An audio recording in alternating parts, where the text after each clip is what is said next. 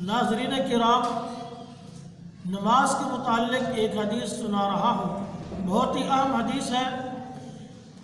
نبی کریم صلی اللہ علیہ وسلم نماز کے بارے میں گفتگو فرماتے ہوئے ارشاد فرماتے ہیں کہ جو شخص نماز کی پابندی کرتا ہے تو یہ نماز روز قیامت اس کے لیے نور ہوگی۔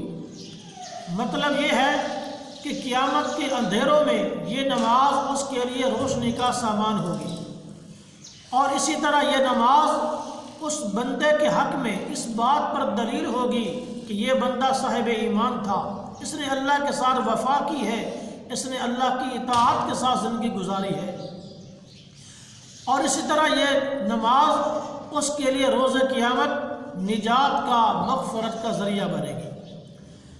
اور جو شخص نماز کی پابندی نہیں کرتا تو فرمایا کہ یہ نہ اس کے لیے نور ہوگی، نہ اس کے ایمان پر دلیل بنے گی، اور نہ ہی اس کے مغفرت کا ذریعہ بنے گی، کیونکہ جب نماز پڑھنی نہیں ہے تو نجات کا سبب کیسے بنے گی؟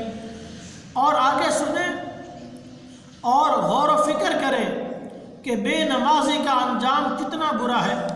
آگے آپ صلی اللہ علیہ وسلم ارشاد فرماتے ہیں کہ بے نمازی کا حشر قیامت کے دن قارون، فرعون، حامان اور ابی بن خلف کے ساتھ کیا جائے گا۔